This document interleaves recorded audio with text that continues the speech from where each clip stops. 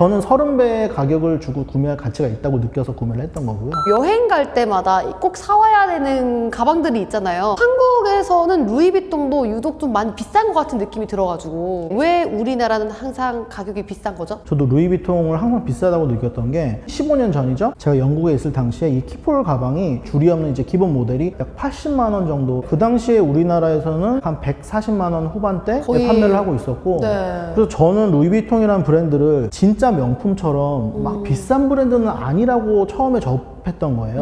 영국에서의 가격은 거의 프랑스 현지와 비슷했기 때문에 이런 큰 가방을 100만 원 언더로 살 수 있다는 거는 접근하기 완전 고가의 브랜드는 아니었거든요. 예전에는 루이비통 홈페이지에서 물건을 판매하지 않았었기 때문에 네. 프랑스 현지의 가격과 각 나라에서 판매되고 있는 가격을 외국을 자주 다니시는 분이 아니면 사실 비교가 힘들었는데 아시아 지역, 우리나라나 일본이나 중국 같은 경우에는 가격 책정을 굉장히 높게 해서 판매했던 걸로 알고 있고 현재 같은 경우에는 사실 홈페이지에서 현지 가격과 우리나라에서 판매하는 가격을 비교를 쉽게 할 수 있는데 현재에도 옛날만큼은 아니지만 적게는 5, 60만 원에서부터 모델에 따라 100만 원 이상 차이가 나는 그런 모델도 존재를 하고 있더라고요. 루이비통 본사 측에서는 뭐 환율 문제도 있고 물건을 배송하는 데 드는 뭐 배송비라든지 현지에서 이제 샵을 운영하는 약간 이런 운영비라든지 이런 모든 것을 감안해서 가격을 책정하기 때문에 그렇게 비싸질 수밖에 없다라고 설명은 하는데 그럼 미국에서 판매하고 있는 루이비통 제품들도 우리나라만큼 비싸야 그게 이해가 되는데 그런 거를 비교하면 아시아의 소비자들이 워낙 루이비통에 대한 호감도가 높기 때문에 비싼 가격에도 불구하고 구매를 하는 그런 소비 습관을 약간 역으로 이용하는 거라고 볼 수도 있고 루이비통이 논세일 브랜드로서 지금 경쟁 브랜드로 생각하고 있는 건 에르메스거든요. 에르메스 가격대가 매해 이제 인상이 되면서 높아지고 있기 때문에 그 브랜드와 이제 밸류를 비슷하게 맞추기 위해서 따라잡는 느낌으로 아시아에서 일단 가격을 높여서 이제 책정을 하지 않았나 그런 생각도 듭니다. 저의 이제 뇌피셜입니다. 프랑스에서 사는 것과는 가격대가 현저하게 높다는 사실은 부정할 수가 없기 때문에 조금 너무 안타까운 건 있어요. 가방 하나만 구매한다고 보시면은 현지까지 가는 뭐 비행기 표 값도 있고 숙박비도 있고 뭐 먹고 쓰는 가격이 있기 때문에 그런 거를 감안한다면 가방 하나를 사기 위해서 현지로 간다는 건 사실 수지타산이 안 맞을 수가 있는데 이 코로나 사태가 끝나서 혹시나 이제 현지로 여행을 가실 일이 있다면은 가신 김에 하나 정도 구매를 해오시는 거는 좀 금액적으로 세이빙 할 수 있는 길이 아닌가 그렇게 생각이 듭니다. 생각해보니까 지금 론님께서 이 스프링 가방을 사기 위해 비행기 티켓과 숙박비를 다 여기다가 투자하신 거. 저 그 당시에 한국에서 제가 원하는 제품을 첫 발매 때 못 구해서 일본에 캠핑을 갈 계획까지 세웠었어요. 아, 근데 다행히 다음 발매 때 구할 수가 있었고 일본 발매가 취소가 되면서 일본 가려는 계획은 무산이 됐고 한국에서 리셀로 구매를 하게 된 거죠. 네. 모든 게 담긴 아이네요. 다시 한번 짚고 넘어가지만 네, 대단합니다. 저희 어머니가 보실 거기 때문에 너무 강조는 안 해주셨어요. 예, 이미 끝났어요. 이미 끝났어요. 제 노후 자금이니까. 근데 그럼에도 불구하고 항상 이렇게 백화점 가면은 대란이에요. 뭐 기본템들은 항상 없고 그렇게 구매를 해도 될 만큼의 가치가 있는 건가요? 일단은 루이비통 자체는 럭셔리 브랜드로서 상품성은 세계 1위라고 보시면 될 것 같고요. 제품 자체로 이제 들어가자면 뭐 이건 루이비통만의 얘기는 아니고 럭셔리 브랜드 전체에 해당되는 얘기긴 한데 보통 가격을 책정할 때 실제 들어간 이제 원가의 약 20배에서 30배 정도의 가격을 책정을 하게 돼요. 판매가는 250이었는데 아니죠. 200만 원 언더죠. 제가 구매한 저 가방도 네. 한국 판매가는 250이었는데 실제 들어간 원가는 약 10만 원 정도 들어갔을 수도 있다고 볼 수 있는 거예요. 그럼 소비자들이 이제 구매를 하실 때 200~300을 주고 가방을 사는데 가방의 원가는 10만 원에서 20만 원이라고 생각을 했을 때 가치를 어디에 둘 건지를 생각해 보시면 좋을 것 같고 사실 브랜드 가격을 매기는 데는 이제 들어간 원가 이외에도 마케팅 비용이라든지 브랜드를 구매할 때 받으시는 어떤 서비스 비용이라든지 브랜드 자체의 파워라든지 왜냐면 루이비통 가방 같은 경우에는 들고 다니면 주변에서 못 알아보는 사람이 없고 이 가방을 들고 있다는 것 자체가 나의 어떤 사회적인 지위나 나의 수입이 이 가방을 들 정도가 된다는 약간 그런 표시거든요. 그런 모든 이제 메시지나 약간 브랜드력을 담고 있기 때문에 자신이 구매하려는 목적과 맞는지를 잘 생각을 해보시고 구매를 하시는 게 좋을 것 같습니다. 아, 네. 너무 훈훈하게. 저는 30배의 가격을 주고 구매할 가치가 있다고 느껴서 구매를 했던 거고요. 목이 메인이에요. 30배가 아닌 것 같은데요? 50배 아닌가요? 50배? 저도 이제 옷을 만드는 사람이지만 매장에 오셔서 제일 듣기 싫은 소리가 이 옷 울백인가요? 이 옷 울백인가요? 옷이나 상품을 구매를 하시면서 원가 얘기를 하시는 소비자분들이 계세요. 아. 디자이너 입장에서는 브랜드의 가치와 디자인력을 보시고 사주셨으면 하는데 또 루이비통을 구매하는 소비자의 입장으로서는 그냥 10만 원에 만들었으면 한 40만 원에 팔면 안 될까? 약간 이런 또 소비자의 마음이 생기는 건 또 어쩔 수가 없네요. 그렇죠. 가격과 원가까지 루이비통이 모든 걸 다 파고드는 것 같은데 숨기고 싶은 그런 과거들이 있을까요? 루이비통이 역사가 오래되다 보니까 그쵸. 항상 좋은 이미지만 가질 수는 없었겠죠. 루이비통에서 감추고 싶어하는 흑역사가 하나가 있는데 세계 2차 대전 때 나치에 협력을 한 브랜드였습니다.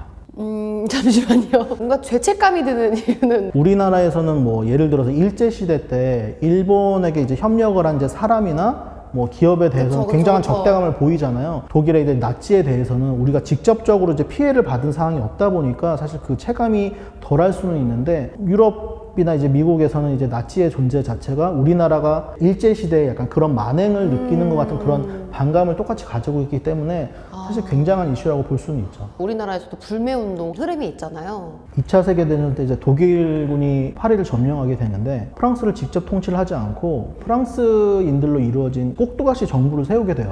근데 이 꼭두가시 정부가 파리에 위치한 한 호텔에서 이제 임시 정부를 세웠는데 그 호텔 1층에 루이비통 매장이 있었고 전시 중에 영업을 했던 유일한 브랜드였다고 해요. 전쟁 통해서도 상류층들의 소비는 계속 일어나고 있기 때문에 전쟁 특수를 루이비통이 굉장히 누릴 수가 있었고 백그라운드에는 임시 정부에 대한 약간 금전적인 지원 그런 것들이 이제 존재를 했던 거죠. 전쟁이 끝난 후에 그런 책임에 대해서 추궁을 당하긴 했는데 루이비통 자체는 전쟁 중에 작성했던 모든 문서가 불타 없어졌다고 변명을 했고 심적인 의심은 가나 물증이 없는 거군요. 물증이 없는 약간 그런 사건이 돼버린 거죠. 후에 이제 LVMH의 아르노 회장도 분명히 일어난 사건은 맞으나 과거 루이비통에서 일어난 사건이었고 현재 LVMH 소속의 이제 루이비통은 그 전에 루이비통과는 다른 새로운 뭐 비전을 가진 새로운 브랜드다.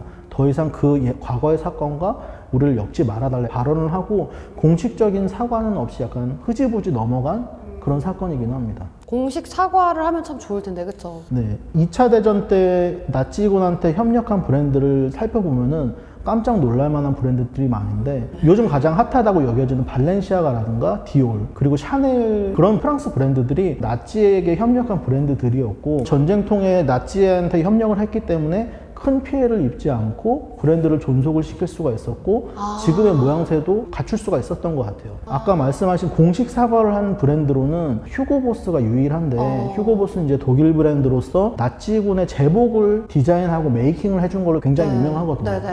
히틀러 자체도 군복의 매력이 주는 중요성을 너무 잘 알고 있었고 실제로도 독일의 젊은이들이 나치 군복을 입은 군인들이 너무 멋있어 보여서 군대에 입대하는 일이 많았었다고 해요. 그래서 휴고보스는 이제 전쟁이 끝난 후에 전범 국가에 기여한 브랜드로서 공식 사과를 하고 브랜드를 운영을 했고 아까 언급한 세 개 브랜드 중에서 이제 샤넬 같은 경우는 독일군의 고위층과 연인 관계를 유지를 하면서 어머. 스파이 활동을 어머, 했던 어머. 걸로 전쟁이 끝나고 감옥에까지 투감되는 사건이 있었어요.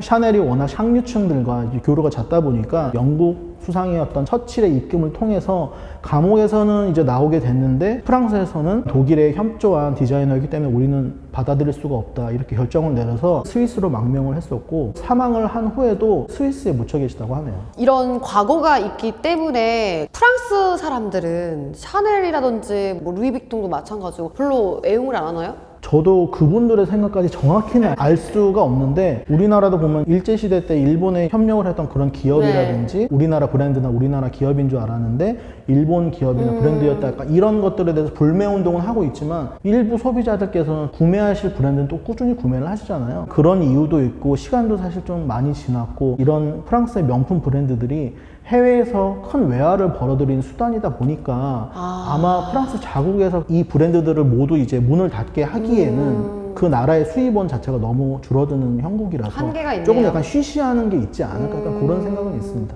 뇌피셜입니다. 네, 그러셨군요. 인스타그램에서는 되게 명품 가방 든 사람들이 많은 것 같은데 오히려 파리 걸어갔을 때 그렇게 명품을 든 사람들 많이 본 적이 없었던 것 같아요. 그렇죠. 이제 명품 같은 경우는 물론 해외에도 본인의 수입과 맞지 않는 명품 소비를 즐겨하는 소비자들은 분명 존재를 하지만 대부분 이제 명품이라는 것 자체가 가지고 있는 이런 가격대나 어떤 밸류가 있기 때문에 본인의 수입이나 사회적 지위와 맞는 분들이 보통 소비를 하고 계시고 저처럼 저런 무리한 소비를 하는 소비자들은 좀 적은 걸로 알고 있어요.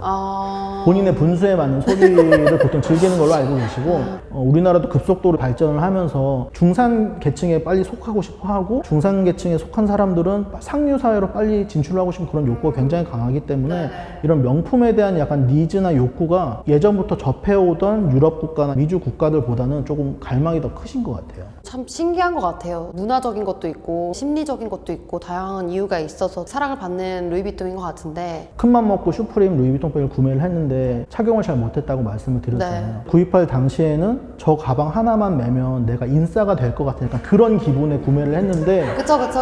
사실은 맞아, 저 맞아. 가방을 맨다고 제가 인싸가 되는 게 아니었거든요. 사람들의 약간 허영심, 신분 상승의 욕구를 잘 이용하는 게 이런 럭셔리 브랜드의 마케팅이 아닌가 약간 그런 생각이 드네요. 기분을 좋게 해주잖아요. 인정합니다. 브랜드의 이제 매출을 떠나서 브랜드의 핫한 순위가 루이비통이 매출에 비해서는 항상 좀 떨어지는 편이었는데 브랜드력까지 지금 1등 브랜드로 자리 잡게 된 데는 버지라블로의 공이 굉장히 크다고 보실 수가 있어요.